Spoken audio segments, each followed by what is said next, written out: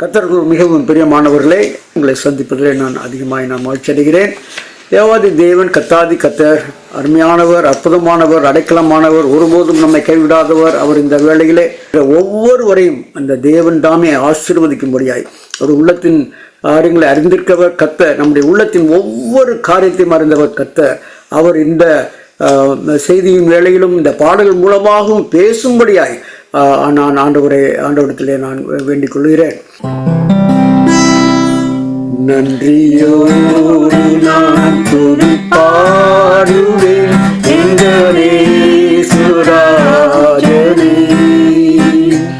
எனக்காய் நீ செய்திட்ட நன்மைகள் என்றும் நன்றி கூறுவேனா. நன்றியோடு நான் துதி பாடுவேன் எங்களே சுராஜனே, நீ செய்திட்ட நன்மைக்காய் என்றும் நன்றி கூறுவேனா.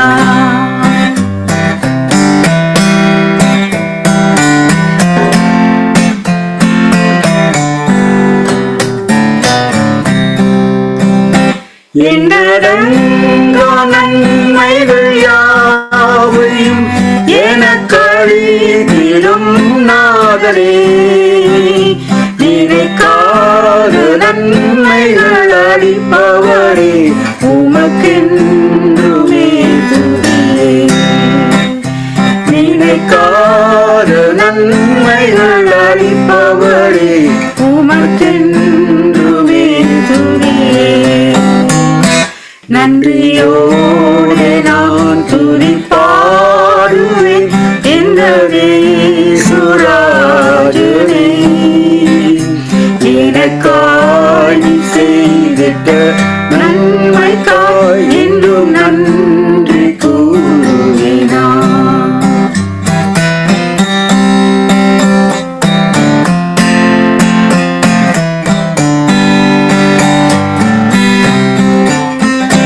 சத்திய தெய்வத்தின் இசுமைந்தனை விசுவாசிப்பேன்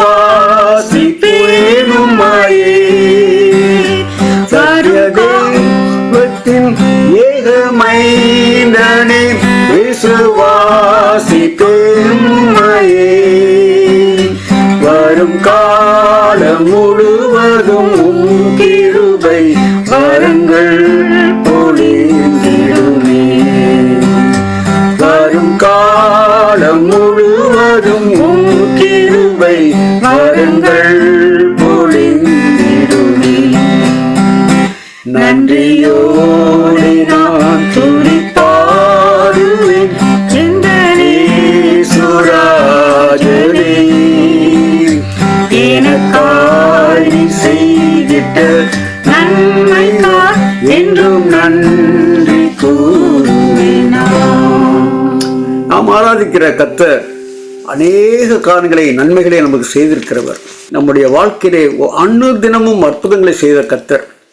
நாம் தவறிய நேரங்களிலே கூட, நாம் அவரை விட்டு விலகி போக எத்தனைத்த நேரங்களிலே கூட நம்மளை கைவிடாதபடி கர்த்தர் நமக்காக நின்றவர். நம்முடைய காரியங்களை ஆராய்ந்து பார்த்து அவர்கிட்ட செமக்காய் செய்தவர். ஆக நாம் எல்லா நாட்களிலும் நாம் அவருக்கு பிரியமுள்ளவர்களாய் நடக்க வேண்டும். அவரை ஆராதிக்கிற பிள்ளைகளாய் நாம் இருக்க வேண்டும். ஏனென்று சொன்னால் அவை நம்முடைய நாட்கள் முழுவதிலும் அவர் காக்கவல்ல ஒரே தேவன் அவரே. இந்த நாட்களில் நாம் இந்த உலகத்தில் இருக்கும் பொழுது மாத்திரமில்லை, இந்த உலகத்தை விட்டு நாம் போகும் பொழுது கூட, நாம் அவரிடத்திலே போய் சேர்ந்து அவரோடு கூட இருக்கும் பொழுது கூட அந்த காவல் அங்கேயும் உண்டு நம்மளுக்கு. ஆக அவரை ஆராதிக்க நம்முடைய மனங்களை திறப்போமா. உம்மை ஆராதிப்பேன், உம்மை ஆராதிப்பேன், என் நாட்கள் முடியும் வரை, என் ஜீவன் தீரும் வரை, என் சுவாசம் ஒழியும் வரை உம்மையே ஆராதிப்பேன், உம்மையே ஆராதிப்பேன், உம்மை ஆராதிப்பேன்,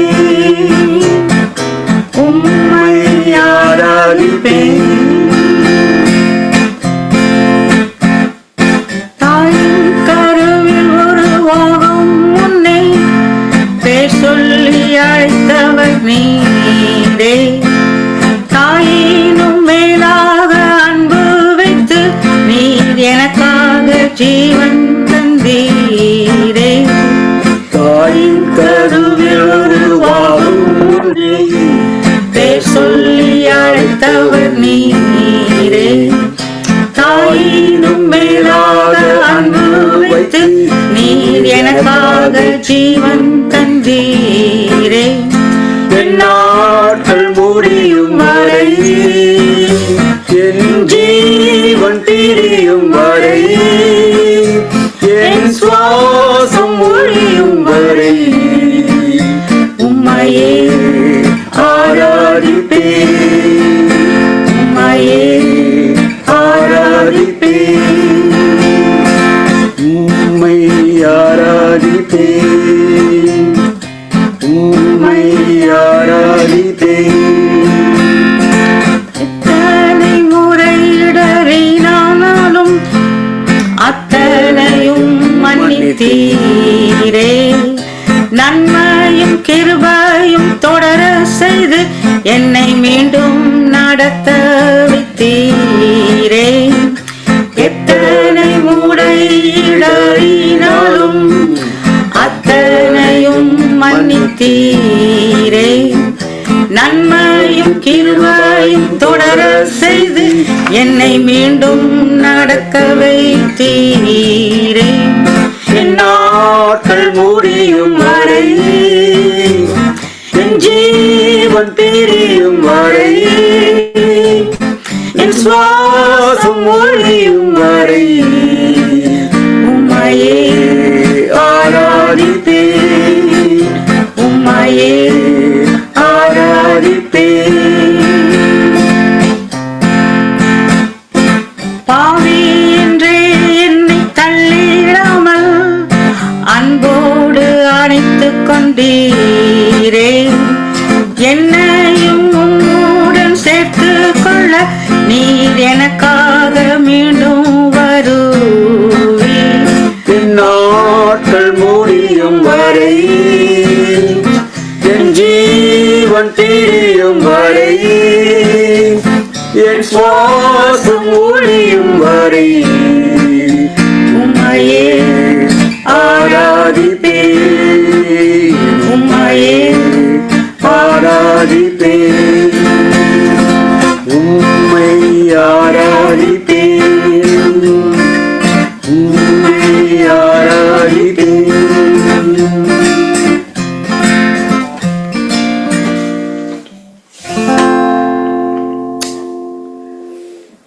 ஒருவேளை நீங்க நினைக்கலாம், நான் சந்தோஷம் இருக்கும்போது இந்த மாதிரி நான் ஆராதிக்கிறேன், சந்தோஷப்படுறேன், எல்லாம் இருக்குது, என்னால் செய்ய முடியுதுன்னு நினைக்கலாம். ஆனாலும் கூட நம்முடைய தாழ்வான நேரங்களில் கூட நம்மளோடு இருக்கிற கர்த்தராகிய இயேசு கிறிஸ்து என்பதை நாம் மறக்கவே கூடாது. அது இன்பமான நேரமாக இருந்தாலும் சரி, துன்பமான நேரமாக இருந்தாலும் சரி, எப்பொழுதுமே நம்மளோடு கூட பயணித்து வருகிற கர்த்தர் நம்முடைய கர்த்தராகிய இயேசு கிறிஸ்து. இஸ்ரவேலுடைய பயணத்தின் போது அவரோடு கூட அவர் கடந்து வந்தார் என்று சொல்லிப்பார். தேவன் அவர்களோடு கூட கடந்து வந்தார் என்று பார்க்கிறோம். அவருடைய அந்த பாலைவனத்தின் அந்த ஒவ்வொரு நிலைகளிலும் அவர்கள் அந்த பாலைவனத்தை கடக்கும்படியாக அவர்கள் சென்ற அந்த நேரத்தில் அந்த அத்தனை வருடங்களும், அத்தனை நாட்களும், அத்தனை இரவுகளும் தேவனுடைய பிரசன்னம் அவர்களோடு கூட இருந்ததா. ஆக நம் இன்பமான நேரங்களிலும் துன்பமான நேரங்களிலும், இந்த நாட்களிலும் வருகிற நாட்களிலும், இந்த இன்மையிலும் அல்லது மறுமையிலும் கூட எந்நாளுமே நம்மளுக்காக இருக்கிற ஒரே ஒருத்தர் என்று சொன்னார், அது கர்த்தராகிய இயேசு கிறிஸ்து. அவரை அல்லாமல் நமக்கு யார் உண்டு இந்த உலகத்திலே? உம்மை அல்லாமல் எனக்கு யாரும் உண்டு, உம்மை அல்லாமல் எனக்கு யாரும் உண்டு, உம்மை அல்லாமல் எனக்கு யாரும் உண்டு, உம்மை அல்லாமல் எனக்கு யாரும் உண்டு. என் இயேசையா அல்லேலூயா, என் இயேசையா அல்லேலூயா.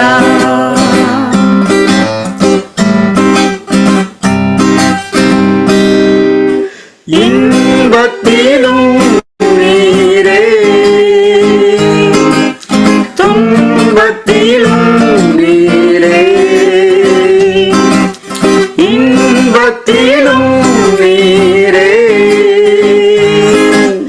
துன்பத்திலும் நீரே, எவ்வேளையும் ஐயா நீதானே, எவ்வேளையும் ஐயா நீதானே, உம்மை அல்லாமல் எனக்கு யாரும் உண்டு, உம்மை அல்லாமல் எனக்கு யாரும் உண்டு.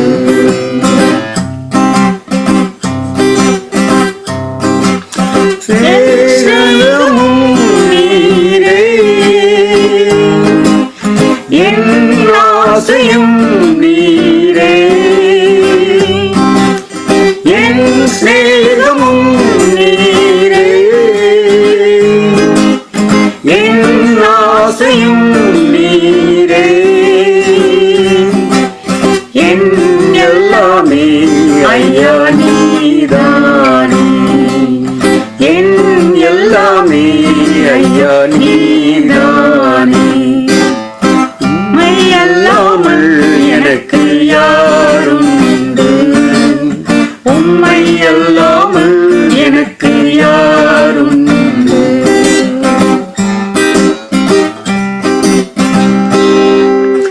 இம்மையிலும் நீரே, மறுமையிலும் நீரே, இம்மையிலும் நீரே, மறுமையிலும் நீரே, என்னாலுமே ஐயா நீதானே, என்னாலுமே ஐயா நீதானே, உம்மை அல்லாமல் எனக்கு யாரும் உண்டு, உம்மை அல்லாமல் எனக்கு யாரும் உண்டு, உம்மை அல்லாமல் எனக்கு யாரும் உண்டு, உம்மை அல்லாமல் எனக்கு யாரும் உண்டு.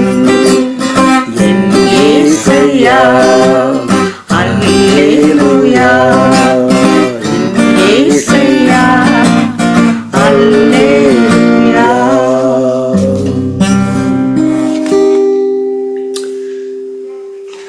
இவ்வளோ அருமையான ஒரு ரட்சகர் நமக்கு உண்டு. அவர் நம்ம எல்லா இடங்களிலும் நம்மை காத்து வழிநடத்துகிற கர்த்தர். இந்த நாட்களில் இந்த புயலின் மத்தியிலே 2 புயல்கள் எங்களை தாக்கினது யுஎஸில். எங்கள் விசேஷமாக எங்களுடைய வீட்டில் நடந்த காரியத்தை பார்க்கும்பொழுது ரொம்ப ஆச்சரியப்படும்படியாக இருந்தது. நாங்கள் இருக்கிற அந்த பகுதியில் மாத்திரம் ஏறக்குறைய ஒரு 2000-3000 மரங்கள் விழுந்து விட்டது. எங்களுடைய நாங்கள் குடியிருக்கிற அந்த சின்ன ஒரு சப்டிவிஷனில் அத்தனை மரங்கள் விழுந்துருக்குது. மில்லியன்ஸ் கணக்கில் மரங்கள் வேரோடு சாய்ந்து அநேக வீடுகள்லாம் அப்படியே உடைஞ்சி நாசமாக போச்சு. கார்கள் மேலே விழுந்து கார்கள்லாம் எல்லாமே யூஸ் பண்ண முடியாமல் போச்சு. ஆனாலும் கூட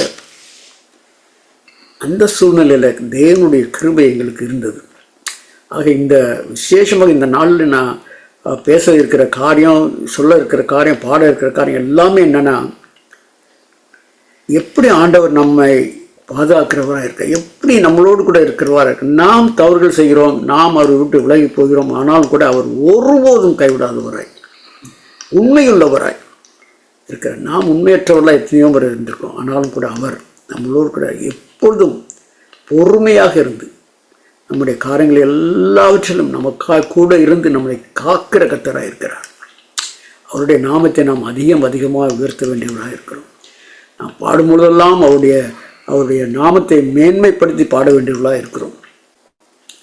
ஏனென்று சொன்னால், நம்முடைய இந்த சூழ்நிலையிலே நம்மளோடு கூட இருக்கிற ஒரே ஒருத்தர், அது எவ்வளோ பெரிய பெருங்காற்றாக இருந்தாலும் சரி, அல்லது சிங்கக்கபியாக இருந்தாலும் சரி, சிறைச்சாலையாக இருந்தாலும் சரி, இதை ஒன்றும் நமக்கு எதிராக நிற்க முடியாது. ஏனென்று சொன்னால், நம்மளோடு இருக்கிற அவருடைய நாமம் அவ்வளோ உயர்ந்த ஒரு நாமம்.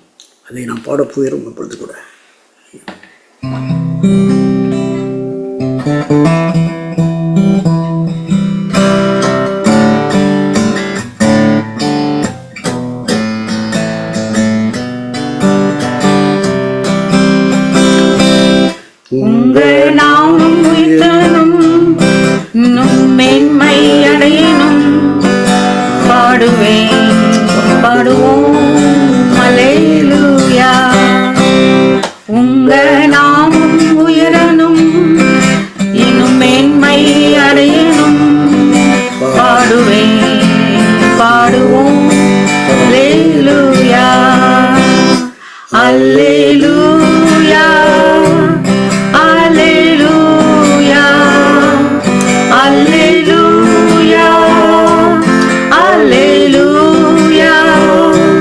யாவே அல்லே அல்லேலூயா யாவே அல்லே அல்லேலூயா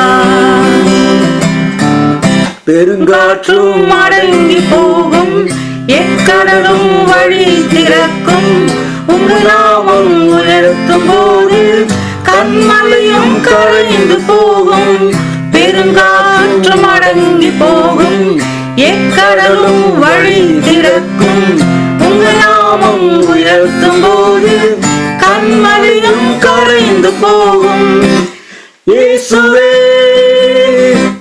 நாமமே உயரும் அல்லேலூயா இயேசுவே உம் நாமமே பெருகணும் அல்லேலூயா உங்க நாமம் உயரணும் இன்னும் மேன்மை அடையணும் பாடுவே பாடுவோம் அல்லேலூயா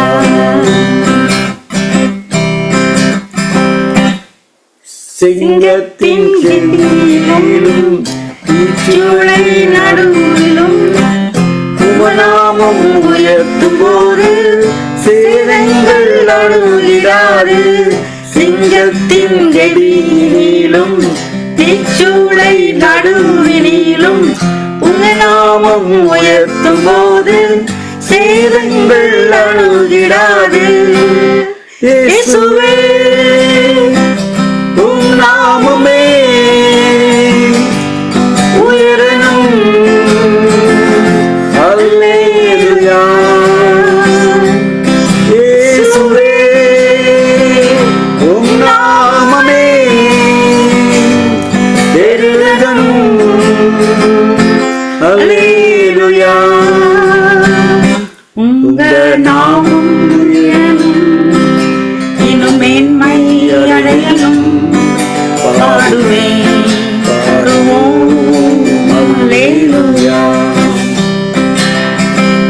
சிறைச்சாலை அடைப்பதில்லை சங்கிலிகள் நிரந்தரமில்லை உங்க நாமம் உயர்த்தும் போது அஸ்திபாரம் நிலைப்பதில்லை சிறைச்சாலை அடைப்பதில்லை சங்கிலிகள் நிரந்தரமில்லை உங்க நாமம் உயர்த்தும் போது அஸ்திபாரம் நிலைப்பதில்லை இயேசுவே உம் நாமமே உயரணும்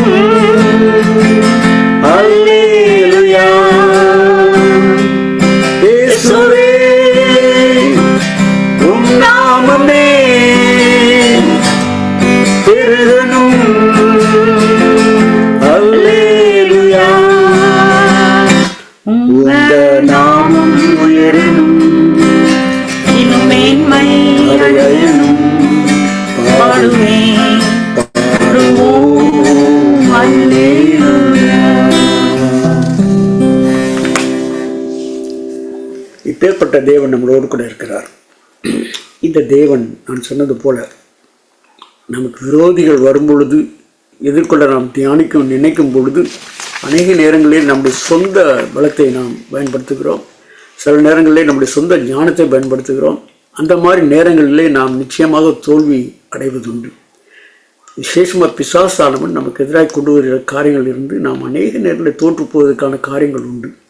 காரணம் என்ன சொன்னால் நம்முடைய திராணியிலே with our strength we try to fight.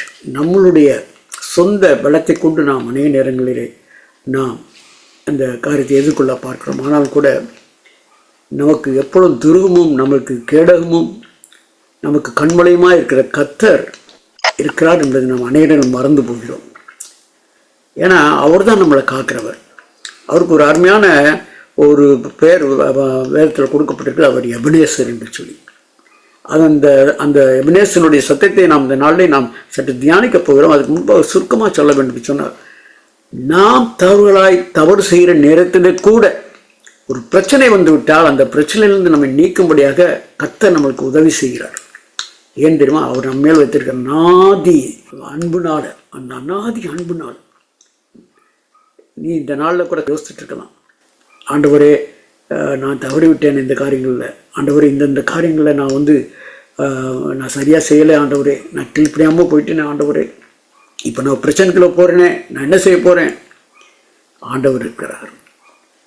கைவிட்டு விட்டவரோன்னு சொல்லி பயப்பட வேண்டிய அவசியமே கிடையாது. ஆண்டவர் இருக்கிறார். அவர் நிச்சயமாய் உன்னோடு கூட இந்த நேரத்தில் இருக்கிறார். அதனால தான் அவருக்கு பெயர் எபனேசர். நாம் தவறினாலும் அவர் நம்மை விட்டு விலகி போவதில்லை, தவறி போவதில்லை. நானும் என் வீடும் என் வீட்டார் அனைவரும் ஓயாமல் நன்றி சொல்வோம். நானும் என் வீடும் என் வீட்டார் அனைவரும் ஓயாமல் நன்றி சொல்வோம். ஒரு கருபோல காத்தீரே நன்றி, என்னை சிதையாமல் காத்தீரே நன்றி. ஒரு கருபோல காத்தீரே நன்றி, என்னை சிதையாமல் சுமந்தீரே நன்றி. எபனேசரே எபனேசரே, இந்நாள் வரை சுமந்தவரே. எபனேசரே எபனேசரே, என் நினைவாய் இருப்பவரே. நன்றி நன்றி நன்றி, இதயத்தில் சுமந்தீரே நன்றி. நன்றி நன்றி நன்றி, கருபோல காத்தீரே நன்றி. ஒன்றுமே இல்லாமல் துவங்கின என் வாழ்வு நன்மையால் நிறைந்துள்ளதே. ஒன்றுமே இல்லாமல் துவங்கின என் வாழ்வு நன்மையால் நிறைந்துள்ளதே. ஒரு தீமையும் நினைக்காத நல்ல ஒரு தகப்பனே உமை போல இல்ல. ஒரு தீமையும் நினைக்காத நல்ல ஒரு தகப்பனே உமை போல இல்ல. எபனேசரே எபனேசரே, இந்நாள் வரை சுமந்தவரே. எபனேசரே எபனேசரே, என் நினைவாய் இருப்பவரே. நன்றி நன்றி நன்றி, இதயத்தில் சுமந்தீரே நன்றி. நன்றி நன்றி நன்றி,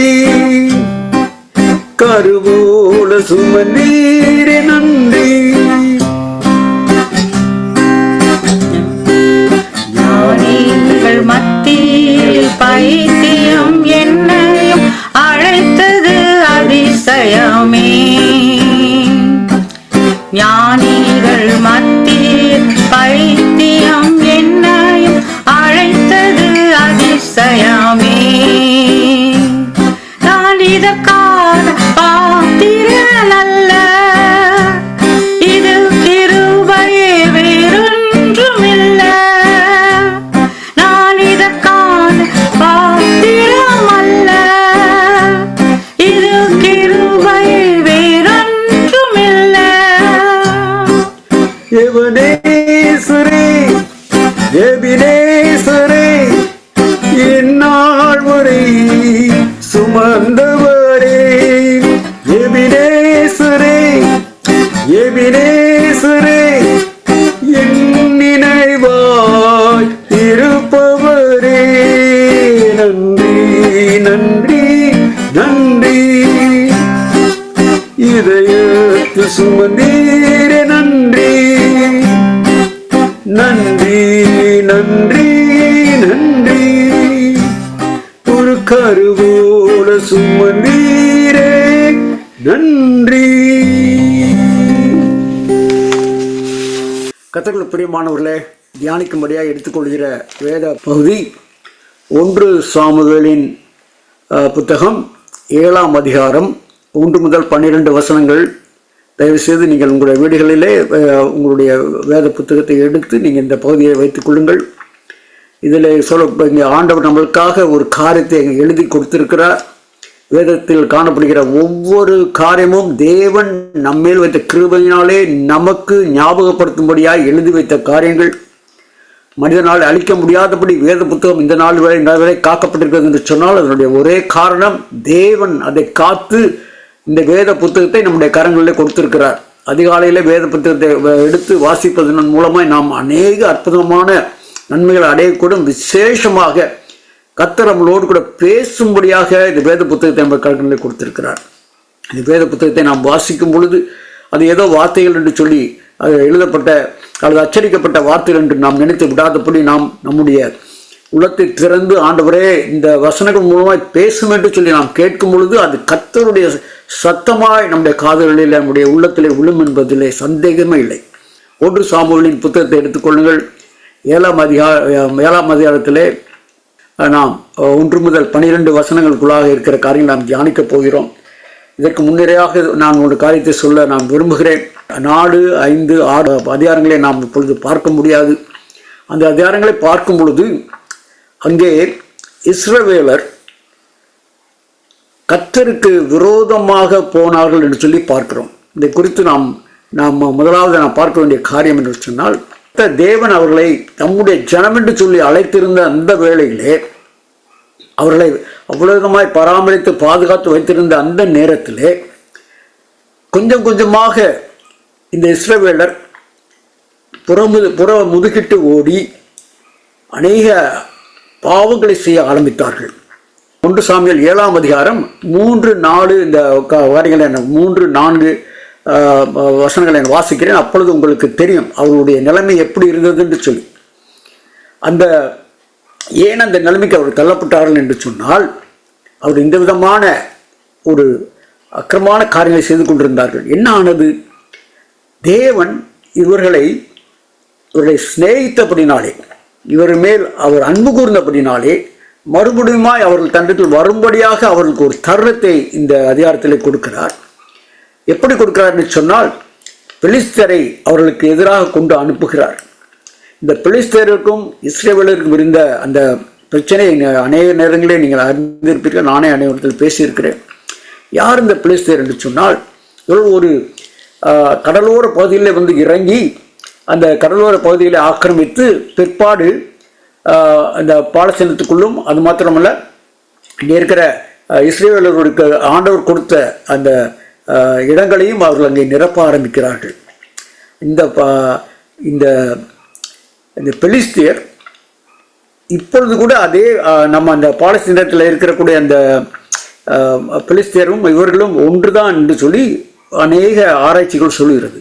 அந்த நாட்களிலிருந்து இவர்கள் ஆண்டவருக்கு எதிராக, ஆண்டவருடைய பிள்ளைகளுக்கு எதிராக ஆண்டவர் கொடுத்த அந்த ப்ராமிஸ் லேண்ட், வாக்குத்தத்தமாய் கொடுத்த அந்த பூமியை சுதந்திரத்துக் கொள்ளும்படியாக அவர்கள் எத்தனித்துக் கொண்டே இருக்கிறார்கள். இந்த நாளில் நான் பேசிக்கொண்டிருக்க இந்த வேளையில கூட நாம் பார்க்கும்பொழுது லெபனானிலும் சிரியாவிலும் அங்கே பார்க்கும் பொழுது இதே போராட்டம் இந்த நாளும் கூட நடந்து கொண்டிருக்கிறது.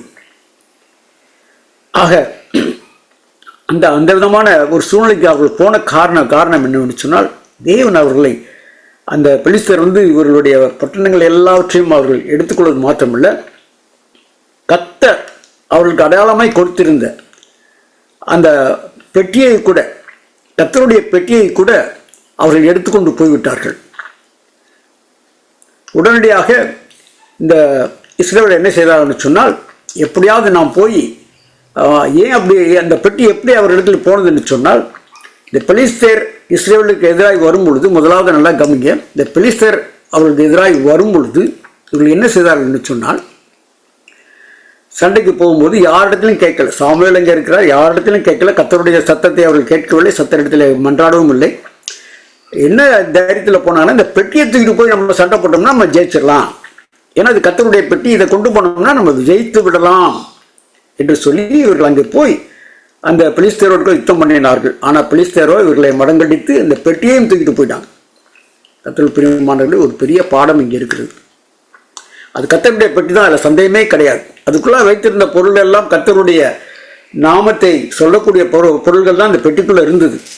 ஆனாலும் கூட இந்த இஸ்ரவேலர் நம்பினது என்னன்னா, தேவனை நம்பாமல் தேவனுக்கு அடையாளமாய் கொடுக்கப்பட்ட ஒரு அடையாளத்தை நம்பி அந்த பெட்டியை எடுத்துக்கொண்டு போய் அதை வைத்துக்கொண்டு நாம் அங்கே எப்படியாவது நாம் ஜெயித்து விடலாம் என்று சொல்லி போனார்கள்.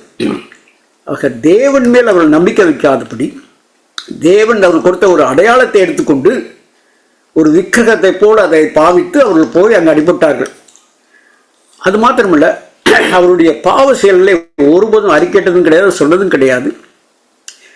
அவர்கள் அந்த அந்த பெட்டியும் போயிடுச்சுன்னா ஒன்று அவங்க எத்தனையோ முறை அதுக்கு ட்ரை பண்ணாங்க, அது கிடைக்கல. கடைசியில் தேவன் என்ன செய்கிறார் என்று சொன்னால், அவர் இவர்கள் மேல் வைத்திருந்த அன்பினாலே அதே பெலிஸ்தரை வைத்து தேவன் இவர்களுக்கு உதவி செய்து எப்படியாவது தேவனுடைய வல்லமையை அவர்களுக்கு காட்ட வேண்டும் என்று சொல்லி சாமுவேலை பயன்படுத்தி ஒரு காரியத்தை செய்கிறார். அதுதான் இங்கே பார்க்கிறோம். ஆக பெலிஸ்தர் அந்த பெட்டியை கொண்டு கடைசியில் கீரியாத் யாரையும் என்று சொல்லிற அந்த இடத்துல அதை கொடுத்து விட்டு போயிட்டார்கள். ஆனால் பெட்டி இருக்க வேண்டிய இடமும் எருசலேம். இது அங்கேயே இருக்குது. ஏற்கனவே 20 வருஷம் அங்கேயே நின்று போச்சுன்னு சொல்லி நம்ம வாசிக்கிறோம் இந்த பகுதியில். அப்போ இவங்களுக்கெல்லாம் ரொம்ப வருத்தமாக இருக்குது. எப்படியாவது இந்த பெட்டியை நம்ம கொண்டு போய் எருசலேத்தில் வைக்கணும்னு சொல்கிறாங்க. அந்த நேரத்தில் சாமுவேல் இவர்களை கூப்பிட்டு சொல்லுகிற ஒரு காரியத்தை பாருங்கள். 1 சாமுவேல் 7ஆம் அதிகாரம் 3ஆம் வசனத்தை வாசிக்கிறேன். அப்பொழுது சாமுவேல் இஸ்ரவேல் குடும்பத்தார் யாவரையும் நோக்கி, நீங்கள் உங்கள் முழு இருதயத்தோடு கர்த்தரிடத்திலே திரும்புகிறவர்களானால். ஆக முதல் காரியம் என்ன பார்க்குறோம்? அவருடைய பாவம் என்ன? கர்த்தரிடத்தில் அவர்கள் திரும்பாத, அவருடைய இருதயம் முழுசு கர்த்தருக்கு விரோதமாக இருந்திருக்குது, கர்த்தருக்கு எதிராக இருந்திருக்கிறது. ஆக அந்த இஸ்ரவேலை இவ்வளவாய் கஷ்டப்பட்டதுக்கு காரணம், இவ்வளவாய் துக்கப்பட்டதுக்கு காரணம், இவ்வளவாய் புலம்பிக் கொண்டிருந்ததுக்கு காரணம் ஏன்னா 2ஆம் வசனத்தை நம்ம பார்க்கும் பொழுது இஸ்ரவேல் குடும்பத்தார் எல்லோரும் கர்த்தரை நினைத்து புலம்பிக் கொண்டிருந்தார்கள் என்று சொல்லியிருக்கு. ஏன்னா அவங்களுக்கு அவ்வளவு ஒரு கேவலமாக இருந்தது. ஆண்டவருடைய பெட்டி அங்கேயே வச்சுக்க அதை கொண்டு போக முடியலை. ரெண்டாவது அப்பப்போ என்ன செய்யறாங்க, அந்த பெலிஸ்டர் அடிக்கிறான். ஒவ்வொரு திறமையும் ஏதாவது செய்ய ஆரம்பித்தா அந்த பெலிஸ்டர் அவருடைய பட்டணங்களை இரையாக்கி தீக்கரையாக்கி பிள்ளைகளை பிடித்து கொண்டு போய் அந்த மாதிரி அநேக காரணம் செய்து கொண்டிருந்தார்கள். ஆக அந்த அந்த கஷ்டத்துக்குள்ளாக வந்ததுடைய காரணத்தை தேவன் சாமுவேல் மூலமாக சொல்ல ஆரம்பிக்கிறார். சாமுவேல் மூலமாக சொல்றார். அவர் எல்லாத்தையும் கூட்டி சொன்னார், நீங்கள் முதல்ல என்ன செய்யணுமா, உங்கள் முழு இருதயத்தோடு கர்த்தரிடத்திலே திரும்புகிறவர்களானால். அதுக்கு என்ன அர்த்தம்? அப்ப என்ன செய்யறாங்க அவங்க பாருங்க, அந்நிய தேவர்களையும் அஸ்தோத்துகளையும் உங்கள் நடுவில் இருந்து விளக்க வேண்டும். ஆக அந்த ஒரு காம்ப்ரமைஸ் ஆயிட்டாங்க. மற்ற ஜனங்களை பார்க்குறாங்க, அவங்கெல்லாம் ஒரு விதமா அவர்களுடைய தேவர்களை வைத்து அவர்கள் வணங்கி கொண்டிருந்தால் அதை பார்த்து நம்மளும் செய்யணும், நம்மளும் அந்த மாதிரி செய்யணும். அவங்க ஒரு பண்டிகை பண்றாங்க, நம்மளும் அந்த மாதிரி ஒரு பண்டிகை பண்ணணும். நம்ம இந்த இப்போ கூட கிறிஸ்தவர்கள் இடத்துல அந்த விதமான ஒரு பயங்கரமான ஒரு சூழ்நிலை இருக்கிறது. மற்றவர்களை பார்த்து அவர்களை போல நம்மளும் கிறிஸ்தவ சபையை நடத்தணும். மற்றவங்களாம் இதெல்லாம் செய்கிறாங்க, நானும் அந்த மாதிரி இருக்கணும். அங்கெல்லாம் ஆடுறாங்க, அந்த மாதிரி நானும் ஆடணும் சபையில். கர்த்தருக்குள் பிரியமானவர்களே, ஒரு பெரிய வித்தியாசம் இருக்குது. கர்த்தருக்கென்று சொல்லி பெருக்கப்பட்ட ஜனமாக இருக்கிற நாம் மிகவும் ஜாக்கிரதையாக இருக்க வேண்டும். இங்கே என்ன செஞ்சிருக்காங்க, இஸ்ரவேல் என்ன செஞ்சாங்க, அந்நிய தேவர்களையும் அஸ்தரோத்துகளையும் உங்கள் நடுவில் இருந்து விளக்க வேண்டும் என்று சொல்றாரு. அப்புறம் என்னாச்சு, இந்த அந்நிய தேவர்களும் அந்த அஸ்தரோத்தும் என்ன ஆகுதுன்னா கர்த்தரிடத்துல முழு இதயத்தோடு அவரை தேட முடியாதபடி தடுக்கிறது. என்னென்ன காரியங்கள் உன்னை கர்த்தரிடத்திலே திரும்ப முடியாமல் அல்லது அவரிடத்துல முழு இதயத்தோடு நீ போக முடியாதபடி என்ன காரியங்கள் உன்னை தடை செய்தோ அது எல்லாம் அந்நிய தேவர்களுக்கும் அஸ்திரத்துக்கும் சமமானவைகள். நான் ஜெபிச்சா அது என்னமோ வானம் ஒரு இரும்பு மாதிரி கதவு மாதிரி இருக்குது, என்னால் உன்னுடைய சமூகத்தை என்னால் அடைய முடியலே நீ நினைப்பாய் என்று சொன்னால், ஆண்டவரே நான் எத்தனை முறை ஜெபித்து விட்டேன், என்ன பதில காணும் நீ நினைப்பாய் என்று சொன்னால், சற்று நீ உன்னை நீயே நிதானித்து அறிந்து பார்க்க வேண்டும். உனக்கும் தேவனுக்கும் உனக்கும் கர்த்தருக்கும் இடையாக என்ன காரியங்கள் இருக்குது, எது ஒரு அந்நிய தேவனாக அல்லது அந்நிய தேவதையாக நின்று கொண்டிருக்கிறது என்று சற்று சிந்தித்து பார். ஏன்னு சொன்னால் இதுதான் சாமுவேல் சொல்கிறார், நீங்கள் முதல்ல முழு இதயத்தோடு திரும்பணும். அப்படி திரும்பணும்னு சொன்னால் என்ன செய்யணும், அந்நிய தேவர்களையும் அஸ்தரோத்தையும் உங்கள் நடுவில் இருந்து விலக்கி அப்புறம் என்ன செய்யணும், உங்கள் இருதயத்தை கர்த்தருக்கு நேர ஆக்கி. அவர் ஒருவருக்கே ஆராதனை செய்யுங்கள். நல்லா பாருங்க, அந்நிய தேவர்களையும் அஸ்தோரத்தையும் நீங்க விளக்க வேண்டுமா? ரெண்டாவது, உங்க இருதயத்தை கர்த்தரை பக்கமா திருப்பணுமா? அதுதான் அவர்கள் செய்யல. முதல்ல உங்களுடைய இருதயத்தை கர்த்தருக்கு நேராக திருப்ப வேண்டுமா? அது மாத்திரம் இல்ல, சும்மா அவரையும் ஆராதிங்க, மற்ற காரியங்களையும் ஆராதிங்க அப்படி சொல்லல. என்ன சொல்லியிருப்பாங்க? அவர் ஒருவருக்கே ஆராதனை செய்யுங்கள். கர்த்தருக்கு பிரியமானது, சொல்றதுக்கு ஈஸியா இருக்கும், நான் பேசுறதுக்கு ஈஸி, அதை செய்து கொடுக்கறது எனக்கு ஈஸி. ஆனாலும் கர்த்தரை மாத்திரமே நம்முடைய தெய்வமாக வைத்துக் கொள்வது என்று சொன்னால் அது உண்மையிலேயே இந்த நாட்களில் அது ஒரு பெரிய it's a challenge. It's a big challenge. Even for Christians, even for pastors. அதனால தான் நிறைய பாஸ்டர்கள் பார்த்தீங்கன்னா பெரிய பணமாக பெரிய 2000, 3000, 10,000, 15,000 ஜனங்களை சேர்க்குறாங்க. கடைசியில் அவங்க உளுந்து போயிடுறாங்க. காரணம் என்ன தெரியுமா? கர்த்தர் ஒருவருக்கே ஆராதனை செய்கின்ற அந்த இடம் வரும்போது அவங்க வெளியே போயிடுறாங்க. ஆனால் இதுக்கு தேவனுடைய வசனம். கர்த்தர் இந்த காலை வேளையிலே உங்களுக்கும் எனக்கு சொல்லிடுறார். என்ன சொல்றாருன்னா, நீ என்ன செய்யணுமா? அவர் ஒருவரே ஆராதனை செய்யுங்க, அப்பொழுது உங்களை பெலிஸ்தருடைய கைக்கு நீங்களாக்கி விடுவார் என்றான். இன்னைக்கு பிசாசு ஒன்று என்னெல்லாம் புடமிட்டுக்கிட்டு இருக்கான். இன்னைக்கு பிசாசுனால எவ்வளோ கஷ்டம் நீ சொல்ற. அதுக்கு காரணம் என்னன்னா, நீயே பாதிகாரணமா இருக்கிற. பிசாசு பின்னால அடைஞ்சிக்கிட்டே இருக்கான். ஐயா, எங்க போனாலும் பிசாசு நீ விட மாட்டான். காரணம் நம்மகிட்ட இருக்குது எத்தனையோ பிரச்சனைகள். ஆனா அப்படி செய்யும் பொழுது நீ இவர் சொன்னது போல உன் இருதயத்தை கர்த்தரிடத்திலே மாத்திரமே நீ அவருக்கு நேராக்கி அவரோடு கூட நீ இருந்து அவரை ஆராதனை செய்யும் பொழுது நீ ஒன்றும் செய்ய வேண்டியதில்லை, அவர் உங்களை பெலிஸ்தருடைய கைக்கு நீங்களாக்கி விடுவார். நீங்க ஒண்ணுமே செய்ய வேண்டாம்ப்பா. இவங்க என்ன செஞ்சாங்க? தன்னுடைய சொந்த பலத்தை வச்சுக்கிட்டு போய் சண்டையை போட்டு எப்படியாச்சும் பெலிஸ்தரை அடிச்சிடலான்னு பார்த்தாங்க.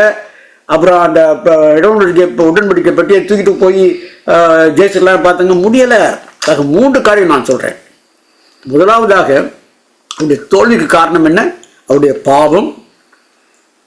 இரண்டாவது, அவர்கள் கர்த்தராகிய இயேசு கிறிஸ்து கர்த்தராகிய தேவனை விட்டு மற்ற இடங்களிலே அவர்கள் மற்ற அந்நிய தேவர்களை அவர்கள் அங்கே செவித்தார்கள் என்று பார்க்கிறோம். மூன்றாவது, அவர்கள் அடையாளமாக அந்த பெட்டியை எடுத்துக்கொண்டு போனார்கள்.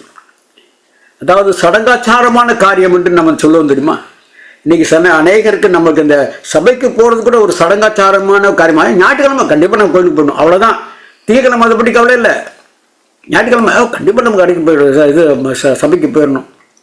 அன்னைக்கு கண்டிப்பா நான் பாட்டை பாடிடணும். நம்ம அன்னைக்கு எப்படியாச்சும் நம்ம ஒரு ஜபத்தை மனப்பாடம் பண்ணியாச்சும் பண்ணிடணும். இது ஒரு சடங்காச்சாரமான ஒரு காரியம்.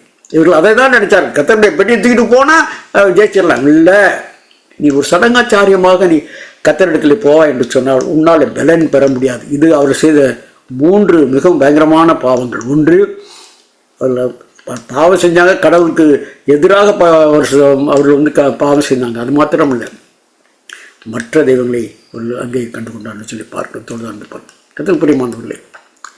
அப்போது சாமுவேல் அவர்களை பார்த்து சொன்ன 3 காரியத்தை நம்ம இப்போ பார்த்தோம். என்ன செய்ய சொல்றான்னு பார்ப்போம். அப்போ அப்படி சொன்ன உடனே 4ஆம் வசனத்துக்கு வாங்க. அப்பொழுது இஸ்ரவேல் புத்திரர் பாகால்களையும் அஸ்தரோத்தையும் விலக்கிவிட்டு கர்த்தர் ஒருவருக்கே ஆராதனை செய்தார்கள். அப்போ அவர்களுக்கு மனசுல தெரிஞ்சிருச்சு. ஆக இதுக்கு மேல நம்மளால பொறுக்க முடியாது. சாமுவேல் சொன்னது போல நம்ம செயலாளர் சொல்லிட்டு என்ன செஞ்சாங்கன்னா, இஸ்ரவேலர் பாகால்களையும் அஸ்தரோத்தையும் அங்கே விலக்கி விட்டார்களாம். கர்த்தர் ஒருவருக்கே, திரும்பி பாருங்க, கர்த்தர் ஒருவருக்கே. அவர் சொன்னாரு கர்த்தர் ஒருவரையே நீ ஆராதனை செய்யணும்னு. இவங்க ஆண்டவர் 4வது வசனத்தில் நமக்கு சொல்றார், கர்த்தர் ஒருவருக்கே அவர்கள் ஆராதனை செய்தார்கள். 6ஆம் வசனத்தை பாருங்க. அவர்கள் அப்படியே மிஸ்பாவிலே கூடி வந்து தண்ணீர் மொண்டு கர்த்தருடைய சந்நிதியிலே ஊற்றி அன்றைய தினம் உபவாசம் பண்ணி கர்த்தருக்கு விரோதமாய் பாவம் செய்தோம் என்று சொல்லி அங்கே சொன்னார்கள். 6ஆம் வசனம் நல்லா பாருங்க, என்னெல்லாம் செஞ்சிருக்காங்க. 3 காரியங்களும் செஞ்சாங்க. ஒன்று, கர்த்தருடைய வந்து முதலாவது செய்த காரியம் என்னன்னா, தண்ணீரை எடுத்து அதை மொண்டு கர்த்தருடைய சந்நிதியிலே ஊற்றி, அது வந்து என்ன ஒரு சாக்ரிஃபைஸ். அந்த அது வந்து கர்த்தருக்கு அவர்கள் செய்கிற அந்த நாட்களே அந்த வித ஒரு பலியாக இருந்தது. அந்த தண்ணீரை கொன்று ஊற்றுவதுன்றது அந்த இது ஒரு பலி. இந்த பலியிடுவதற்கு ஒரு சமானமான ஒரு காரியம். அது முதலாவது செய்த காரியம் என்ன? they poured out the water on the ground என்று சொல்லப்பட்டிருக்கிறது. அதாவது அவர் பலிகளை செலுத்த அவர்கள் வந்தார்கள். இரண்டாவது சொல்லியிருந்து அன்றைய தினத்தில் உபவாசம் பண்ணினார்கள். பலி செலுத்துறது மாத்திரமல்ல, தன்னுடைய காரியங்களை அவர்கள் ஒடுக்கினார்கள். ஆண்டத்தில் அவர் அந்த மாதிரி வந்துட்டாங்கன்னு சொன்ன உடனே அவங்களுடைய உள்ளத்துல எல்லாம் எப்படி மாறுது பாருங்க. கர்த்தருடைய பிள்ளையாய் நீ மாறும் பொழுது உனக்கு எல்லாம் இது தானா வரும். உடனே அவங்க என்ன செய்யறாங்க? இந்த பலியிட ஆரம்பிக்கிறாங்க.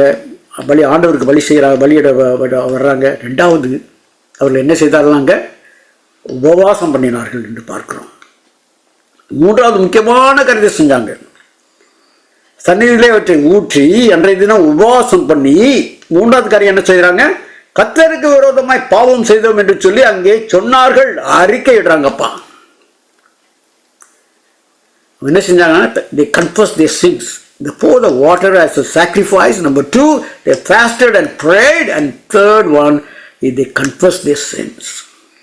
இது மூணு நீ முதல்ல ஆண்டவரை தேடாம இதை மூணு செஞ்சு பார்த்தேன்னா அது சடங்காச்சாரமா போயிடும். அதையும் நான் திருப்பி சொல்றேன். நீ உண்மையான ஆண்டவரை நோக்கி உன்னுடைய உதயத்தை திருப்பி ஆண்டவரிடத்துல போய் நீ ஆண்டவரே நான் உண்மையே நான் ஆராதிப்பேன் என்று சொல்லி ஆண்டவரிடத்தில் நீ போகும்பொழுது அந்த அந்த அந்த காரியத்தோடு கூட நீ இந்த மூன்று காரியங்களையும் செய்து பார். பலியாக நம்ம என்ன பலி கொடுக்க முடியும்?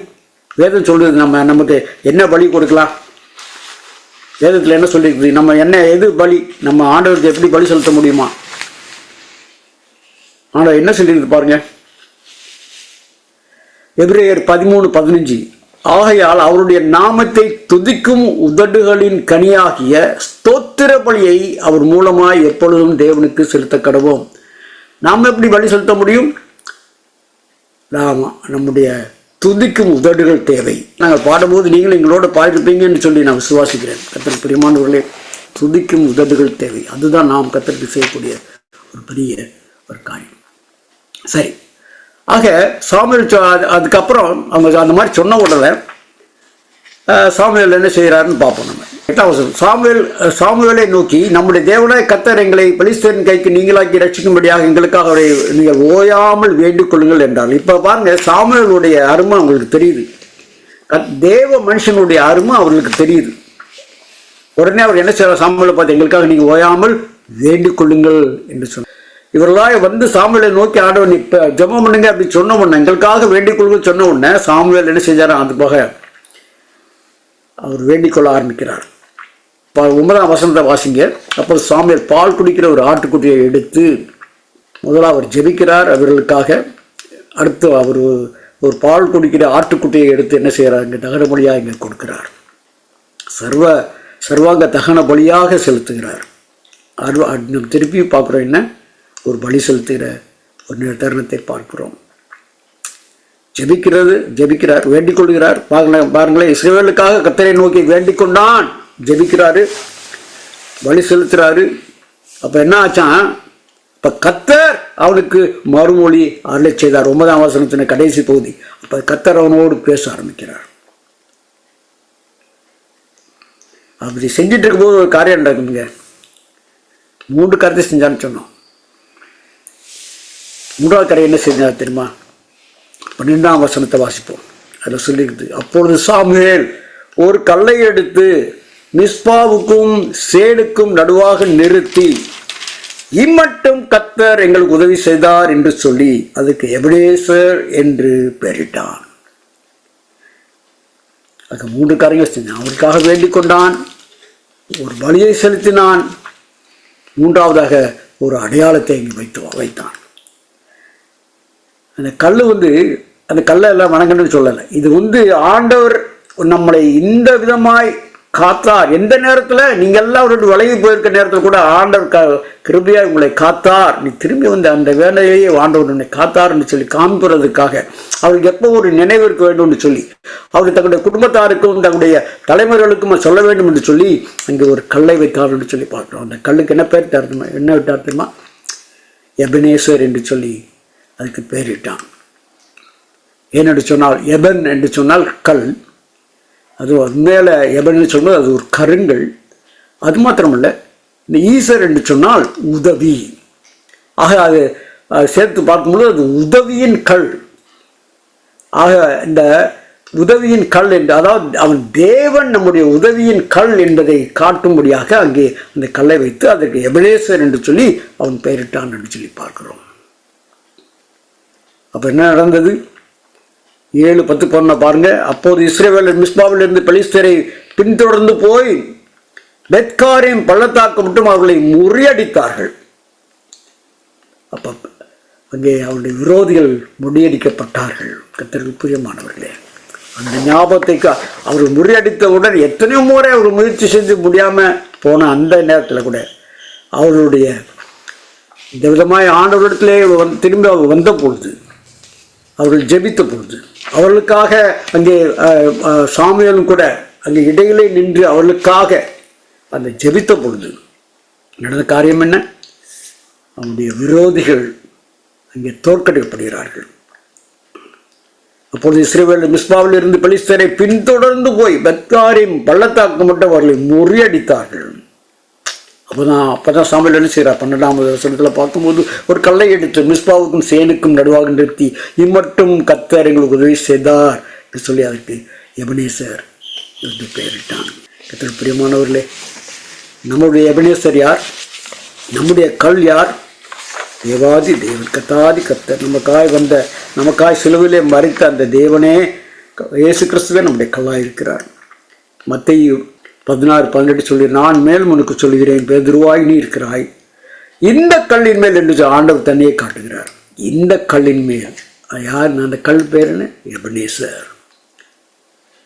நம்முடைய எபனேசராக இருக்கிறவர், நம்முடைய கல்லாய் இருக்கிறவர் கர்த்தராகிய இயேசு கிறிஸ்து. மத்தேயு 21:42 விதமாக சொல்லி, இயேசுவர்களை நோக்கி, வீடு கட்டுகிறவர்கள் ஆகாதன்னு தள்ளின கல்லே உங்களுக்கு தலைக்கல்லாயிற்று.